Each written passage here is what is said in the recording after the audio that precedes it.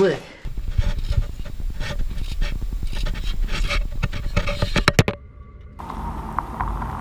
But I certainly don't feel like I'm alone out here. Venturing into the woods alone at night can be terrifying, but what happens when you encounter someone or something you'd rather never meet? Like this first encounter, for example, captured by Jason. Meet Jason, the adventurer behind the popular YouTube channel Rambling On.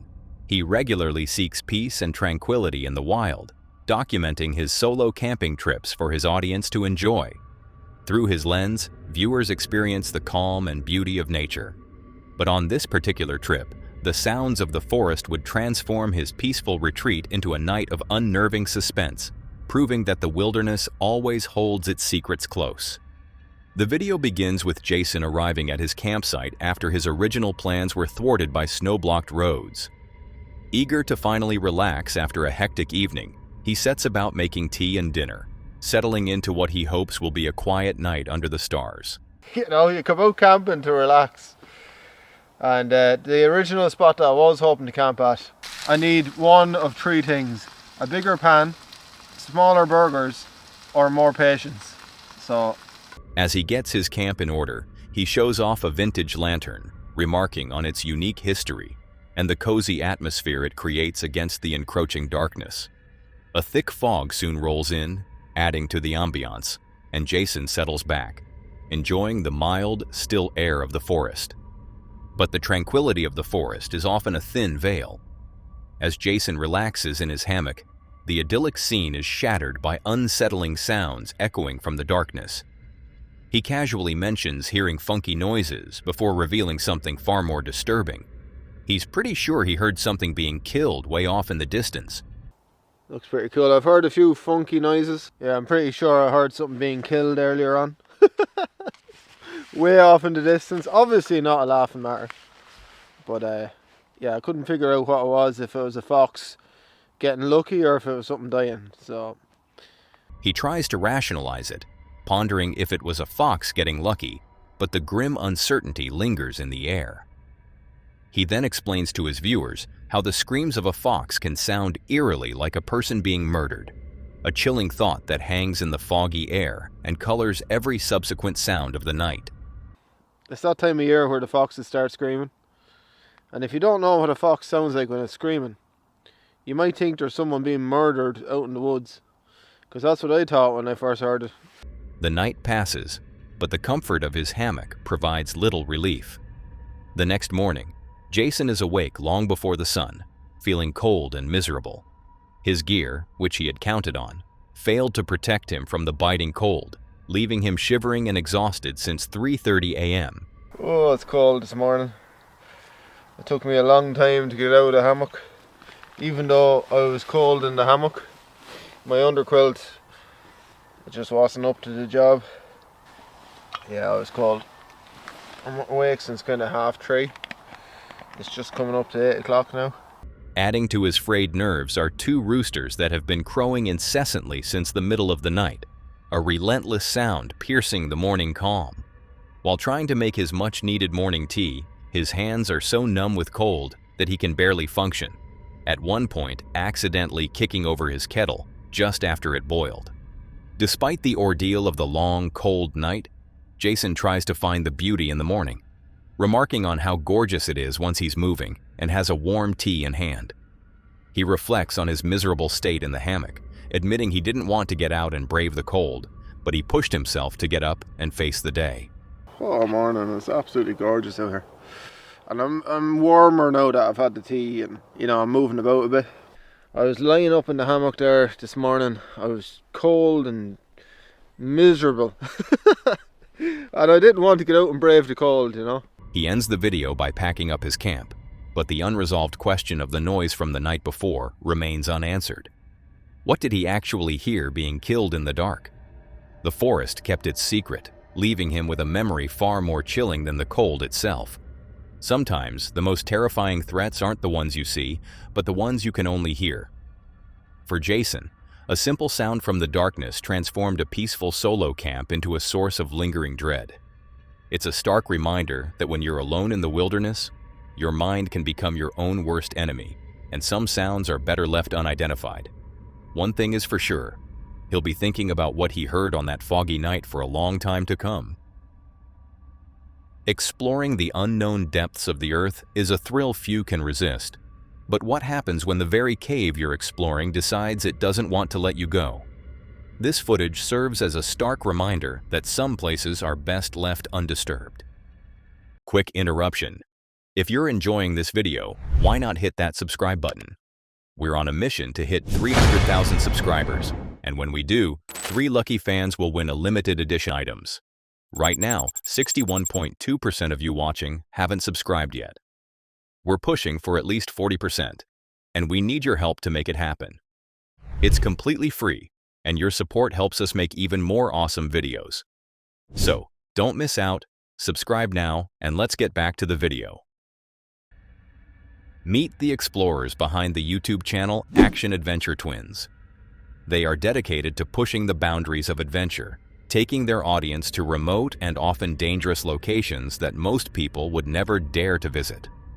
From deep caves to forgotten landscapes, their goal is to uncover the secrets hidden within the wild.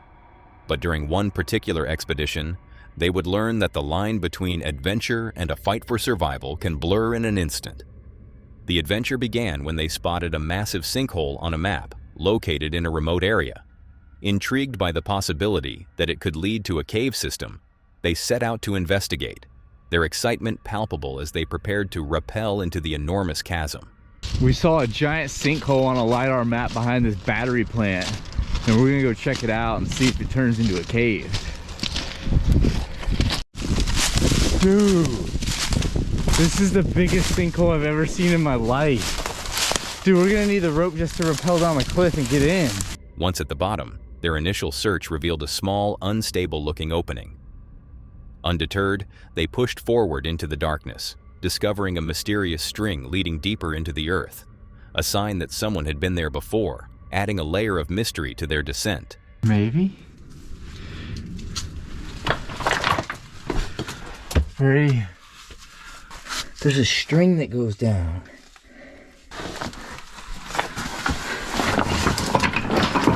Oh, it's slick. Oh, wow. It's a cave. It's a full-on cave. All right, it's still following the string. It's the mystery of the string. The conditions inside were treacherous. The cave was slick with mud from recent floods, making every step a calculated risk. After losing the trail of the mysterious string, they discovered a flooded passage. One of the explorers, driven by the hope of a breakthrough, decided to brave the murky water alone. The passage was far deeper and more dangerous than he anticipated, and after a tense journey through the chest-deep water, he reached a squeeze too tight to pass. Realizing the immense risk, they wisely decided to turn back. But just as they were preparing to leave, they discovered another tunnel, this one with a steady flow of air, a sure sign of a larger cave system beyond. Their hope was reignited. Driven by this new discovery, they began digging away at the rocks blocking the narrow passage. Soon, the lead explorer decided to attempt the squeeze. What? Yeah, there's air pumping out of it. What? Yeah. Okay, Jamie just found a tunnel over here, and it's so warm over here. I'm pumping a bunch of air out. We might just send it. We have to dig it out though. We just gotta move all these rocks. You feeling it? Yeah. The initial push was difficult, but then disaster struck. A sharp rock dug into his chest, halting his progress completely. After a tense struggle, he broke free, only to realize his movement had piled loose rocks behind him, trapping him against his chest. He was stuck. With backing out no longer an option, his only choice was to push forward into the crushing darkness. What am I stuck on? You stuck? Yeah. I don't know. I think my chest is stuck on super sharp rock. And I should have pushed all these rocks somewhere else. Now they're all piled up against my chest. Oh, man, I can't turn around. Oh, no. Panic began to set in as the explorer realized the gravity of his situation. He was wedged in an upward sloping tunnel, unable to move forward or back, with the weight of the rocks pressing down on him. I don't think I'm backing out the way I came. No. No, because it's like so tight and it's just upslope. I think I have to send this. Oh no, this was a really bad mistake. Oh, this was a really bad one. My kneecaps are at an angle where they're stuck. And now I'm more of a slanting position. His friend, watching helplessly from the entrance, could do nothing but offer words of encouragement. With every desperate push, he slid deeper, the passage growing tighter around him, until he finally tumbled into a small chamber, offering a brief moment of relief. He thought he could turn around, but in his haste, he explored a connecting passage, only to find it was a dead end. He was trapped again, in an even tighter spot, with his energy fading fast. I don't know, I think it dead-ended. And now I don't think I can turn around here. I messed up again. After what felt like an eternity of agonizing struggle, his friend managed to dig away enough debris for him to slowly, painfully, reverse his way out. Exhausted and shaken, he finally emerged from the tight squeeze, the relief on his face undeniable. He acknowledged just how close he had come to a grim fate, saved only by his partner's efforts and his own sheer will to survive. They had found their adventure, but they had also found the cave's unforgiving nature. Some horrors aren't supernatural. They are the cold, indifferent realities of nature. For the action-adventure twins, this ordeal was a terrifying reminder of the thin line they walk. A slight shift of a rock, a moment of lost hope, and the explorer could have become another permanent resident of the dark. They escaped with their lives, but the psychological scars of being swallowed by the earth will surely linger, a chilling testament to an adventure that almost became their last. Confronting your deepest fears can be a harrowing experience, but what if that fear involves hanging off a cliffside on the most dangerous hike in the world? Hear a man's relentless and terrifying quest to conquer a mountain that seemed determined to reject him. This journey will make you question the line between bravery and madness. Meet Ben Morris, a travel vlogger who pushes his own limits for his audience. While his videos usually capture the excitement of exploring new cultures, this time he set his sights on a challenge that went far beyond simple travel. Accompanied by his friend Jamie, who shares his intense acrophobia, Ben Morris decided to face his ultimate nightmare, the infamous Huashan Plank Walk in China. Their goal was simple, but the mountain had other plans. Their adventure began with an unsettling arrival in Xi'an. The city was shrouded in a thick, eerie fog, a chilling premonition of the visibility they would soon face on the mountain. With only 48 hours to spare, they decided to tackle the hike on their last day, a decision that would prove to be a grave miscalculation. After a day of exploring the city, the anxiety for the climb began to set in, made worse by the news that the temperature at the summit was a biting -2 degrees Celsius. We thought we were going this way. Turns out it is closed in the winter. It's closed in winter. It's closed in winter. It's closed. We're trying to figure out how we get up the mountain without using the cable car. Very confused, we hopped in the 20-minute bus back down the mountain, then enlightened by the advice to just go back up. You're not gonna open the door, bro. No, shut up, stop, because it will open. Stop, please, Jamie. Look at this. Out the window, there is nothing. Oh my days, you can't see anything. Their first attempt started with immediate confusion. The planned walking route was closed for the winter, forcing them onto a cable car that ascended into a blanket of impenetrable fog. The world outside their car vanished, leaving only the disorienting sight of the cable disappearing into a white void. At that. Oh my god. It's closed. They were trying to open at 2 p.m, but they changed their mind because of the wind, so they're not going to open. And if you bought a ticket, they'll give you a We are literally the only 2 people at the top of this mountain. Bear in mind as well, we have a flight home. After reaching the summit, a crushing reality hit them. The plank walk was closed due to high winds. They stood completely alone at the top of the mountain, a silence broken only by their own disbelief and the unsettling feeling of being the only 2 souls in the vast, empty landscape. I think we're getting closer to the top. It's also just started raining, which which isn't great. This is a moment of truth. Please, for the love of God. No. The next rain is close. Can't believe this, I actually can't believe this. If we would have left like 20 minutes earlier. What has happened? Why is there so many people here? It was closed. 2 days we come here now. Today open? I don't know. Oh, It's closed though. closed? The next day, they returned, only to be defeated again by rain. The third day brought a cruel twist. The weather was clear, but the walk was closed due to the previous day's rainfall. A local man they spoke to offered a strange, ominous prophecy, suggesting that after 3 or 4 failures, perhaps the 5th time would be the charm. We come today, yesterday, and day before. Tomorrow closed? Tomorrow is maybe, I don't know. It was a bizarre comment that felt less like encouragement and more like a curse, as if the mountain itself was testing their resolve through a relentless cycle of hope and disappointment. A month later, Ben Morris returned to China, this time alone. The stakes were impossibly high. He was on a 24-hour transit visa, meaning if the plank walk was closed today, his entire journey would be for nothing. Wow, look how clear the sky is this time. Oh my god, it is absolutely freezing. The bad news is I only got given a 24-hour visa for China. Long story short, if the plank walk is closed today, I am f***ed, and there is not much I can really do about that.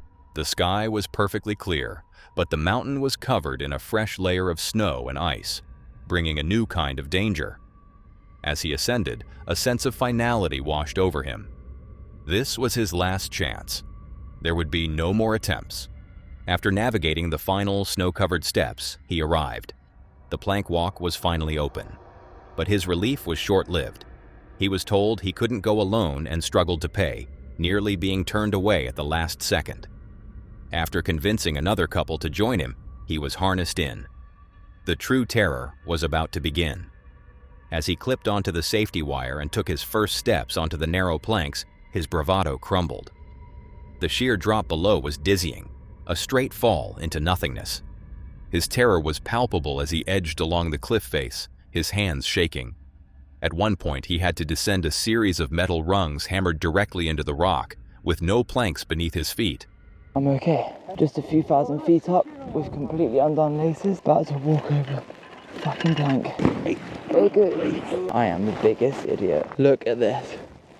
Look what is sticking out of my back pocket. My passport. My passport was just sticking out of my jeans back pocket. In a moment of sheer panic, he glanced down to see his shoelaces were completely undone. Later, after completing the walk and returning to safety, he made an even more horrifying discovery. His passport had been sticking out of his back pocket the entire time, dangling precariously over the abyss, a single wrong move away from being lost forever. Was it simply a string of bad luck, or was the mountain sending a clear warning? The repeated failures, the ominous words from a stranger, the near disasters with his laces and his passport, it all feels like more than a coincidence. It's a chilling reminder that when you challenge the most dangerous places on Earth, they might just challenge you back. Ben Morris may have conquered his fear, but the mountain ensured he would leave with a story that feels less like a victory and more like a narrow escape from a terrible fate. The woods at night are a place of profound solitude, but sometimes that silence is broken by sounds that don't belong. What started peacefully but was soon pierced by noises that would make anyone's blood run cold. These are the moments that remind us that when you're miles from civilization, you are never truly alone. Meet Jake, the creator behind the channel, The Outdoor Gear Review, where he documents his solo adventures into the most remote and mysterious corners of the wilderness. His videos take viewers deep into unforgiving landscapes, but one particular location would test his resolve like never before. This is the story of his repeated journeys to a place in western North Carolina known by a single, ominous name, the Devil's Throne.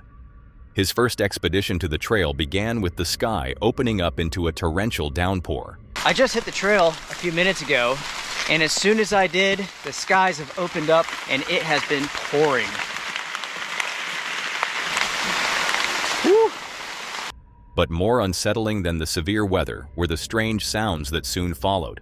Wet, stomping footsteps that seemed to trail him through the deluge, despite him being completely alone on the isolated path. That's weird. I thought I heard footsteps. I couldn't tell if it was in front of me or behind me. I could just hear wet stomping. I know one thing for certain. I am out here by myself. The pullover to get onto this trail is big enough barely for my truck. So nobody else is up here. This initial eerie encounter was only the beginning of a deepening mystery. A year later, Jake returned, now armed with knowledge of the unsettling folklore surrounding the Devil's Throne. He had learned of local legends telling of a witch with black eyes and numerous Bigfoot sightings in the very same woods. Some people believed it was Bigfoot that was following me. Was it Bigfoot? I have no idea, but I will tell you this. Once I got home, I researched this area some more, and there are in fact Bigfoot sightings out here. I have also found some interesting stories concerning this area that tie back to the Devil Throne's name. Once I get up here to the top and we make lunch, I'll tell you about the stories that I've read. They are quite interesting.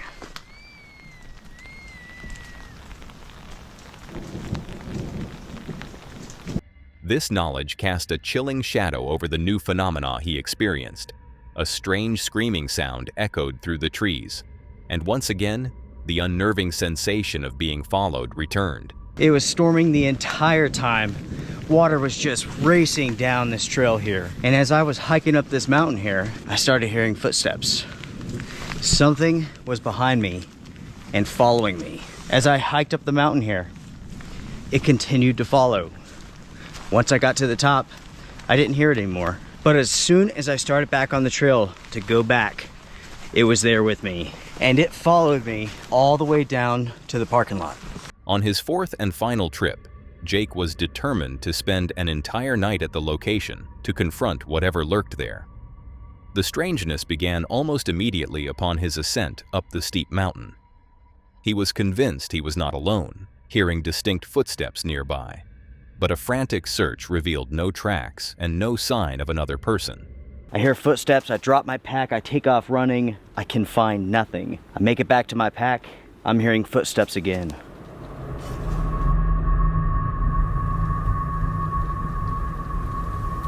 His mission to observe the paranormal was suddenly complicated by an alarming weather update. A powerful storm system was rapidly approaching, bringing not just heavy rain and high winds, but a hazardous outlook that included the potential for severe thunderstorms and even tornadoes. An extreme, life-threatening element he had not anticipated. Showers with thunderstorms possible after 4 a.m. Some of these storms can produce heavy rainfall, patchy fog after 11 p.m. Windy, south-southeast winds 22 to 32 miles per hour with gusts up to 50 miles per hour. Rainfall amounts between 1 to 2 inches. That, everyone, is the official forecast. We also have a hazardous weather outlook in place. A powerful storm system will impact the region this evening into tonight, bringing heavy rain and severe thunderstorms. The main threats from these storms are going to be damaging winds and tornadoes. They were not calling for this earlier. A strong tornado or two cannot be ruled out. Additionally, locally heavy rainfall may result in flash flooding conditions. There's a wind advisory in place. Strong to severe thunderstorms may redevelop Sunday afternoon, but the confidence is low. As night fell, blanketing the mountaintop in a thick, disorienting fog, Jake described a palpable sense of dread, a heavy weight that seemed to emanate from the place itself. I could just feel it. Maybe it's the atmosphere, maybe it's the conditions, maybe it's the weather coming in, I don't know. I think the best way to describe it is like a weight on my shoulders, a level of stress that I don't normally have, you know? I made it to the top and all of a sudden I just started feeling it.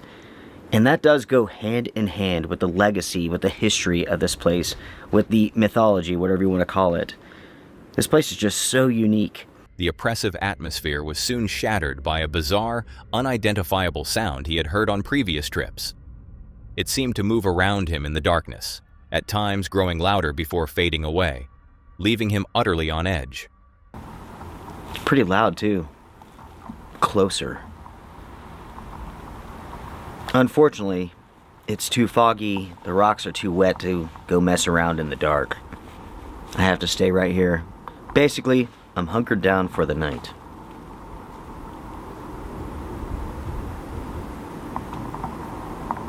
That is so weird. I mean, what the hell is that?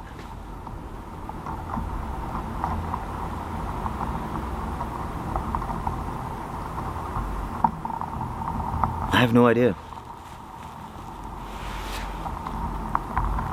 But I certainly don't feel like I'm alone out here. He settled into a chair under a massive rock overhang for the night, foregoing a tent to remain exposed and alert. The decision proved harrowing when the strange noise returned, this time sounding as if it were directly on top of the gigantic rock sheltering him. I could be wrong, but it almost sounds like it is on top of this rock that we are underneath. Unfortunately, it is still so freaking foggy. I don't feel safe trying to exit this area right now. It's been a weird night, and it continues to get weirder. Trapped by the impenetrable fog and treacherous, slick terrain, he had no choice but to stay put and listen as the unknown presence lingered just feet above him. In the early morning hours, the forecasted storm arrived with terrifying intensity. Jake described the sound of the wind as a roaring freight train, an overwhelming force of nature that drowned out all other sounds and confirmed the severity of the weather warnings. The little stream that comes through here could begin. I've been dozing for about an hour, and what woke me up was the sound of the roaring wind. You can hear it. It's high level, high above this rock here, but it is roaring. My plan is to turn the light back off and try to get as much sleep as possible. The relentless fury of the storm, combined with the constant mysterious sounds, made for a long and profoundly stressful night. After a nearly sleepless vigil, morning finally arrived, revealing a flooded landscape. Jake recounted the night's events, acknowledging that while he had heard a host of inexplicable noises and felt a constant, menacing presence, he never actually saw what was causing them. With this trip here, I accomplished exactly what I wanted. I wanted to come here to the Devil's Throne, and I wanted to experience what it was like to camp out at it. I didn't really want to sleep. I wanted to be awake for anything that happened. Did anything happen? Yes and no. I heard a lot of weird stuff, but I didn't actually see anything. At one point in time, it sounded like something was on top of this rock.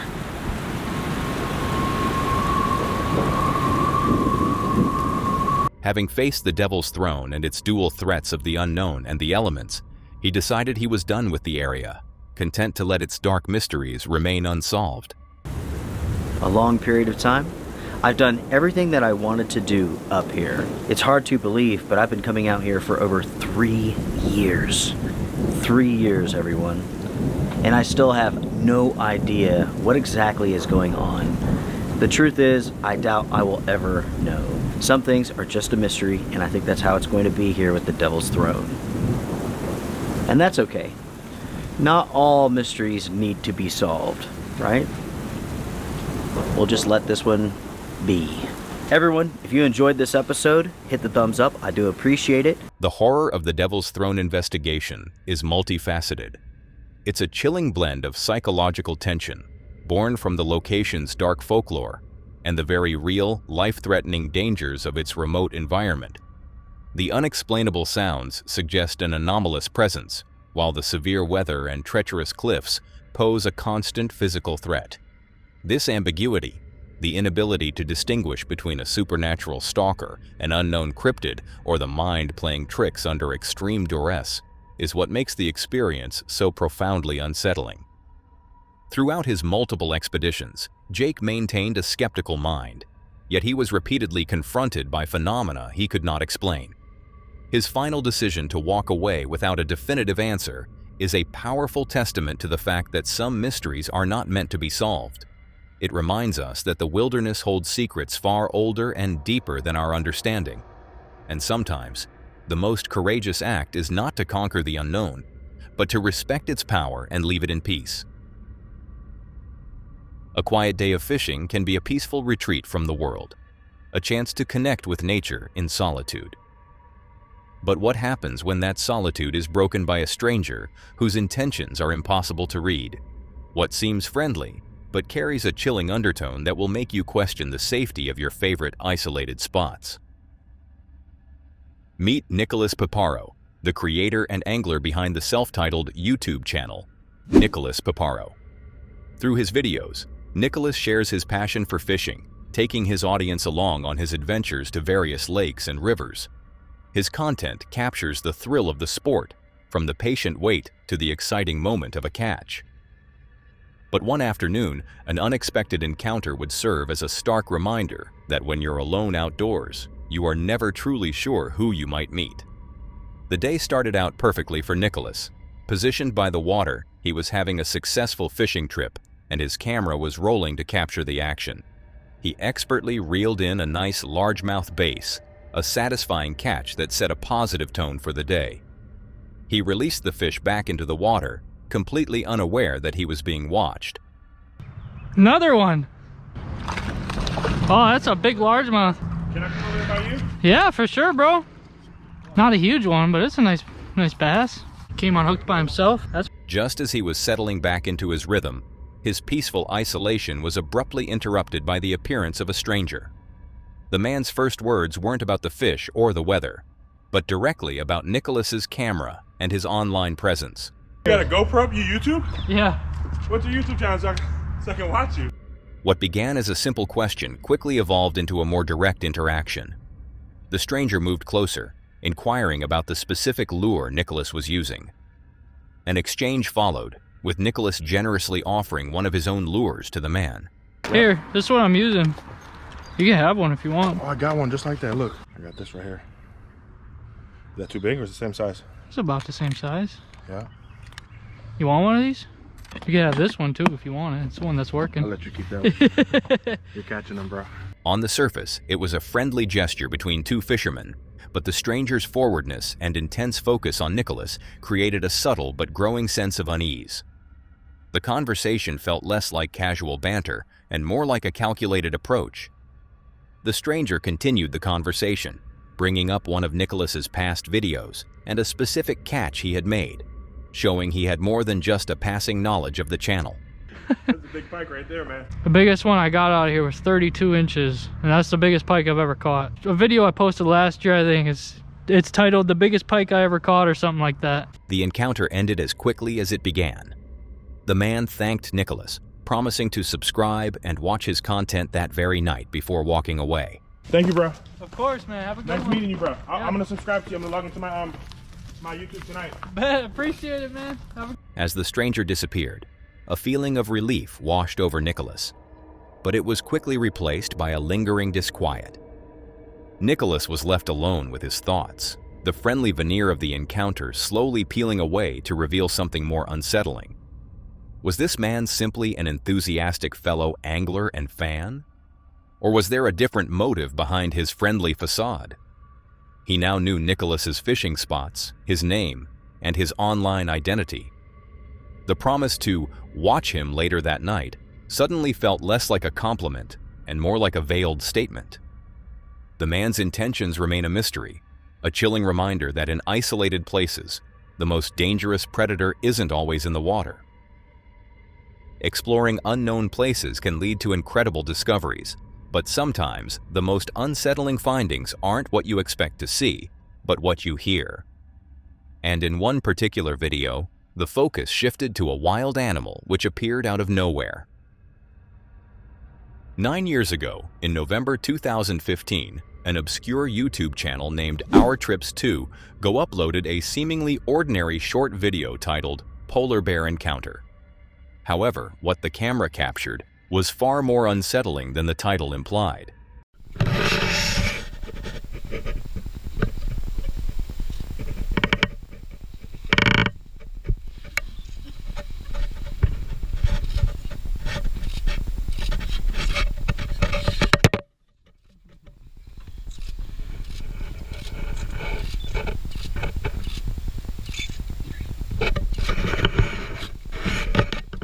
The man behind the camera was simply making his way toward a cabin, tucked away in what should have been a quiet, remote campsite, when an eerie sound began to rise from beneath the steps. At first, he brushed it off, assuming it was just another distant animal. But within seconds, as he glanced down, there it was. And it wasn't just any animal. It was a bear. As the bear crept closer, so did the man's fear. Then, in a chilling moment, the creature reached out with its paw, as if trying to drag him down. Suddenly, the bear disappears from view, perhaps circling for an attack from behind. But before anything more is revealed, the video cuts to black, and the questions remain. How did the bear find him at the cabin? Did it come closer? Did it strike? Or did it simply vanish into the wilderness, leaving behind only silence and the chilling echo of fear? Most haunting of all, did the man survive? Now that was all for today, folks. If you enjoyed these clips, subscribe to my channel and click to see more on the video on screen.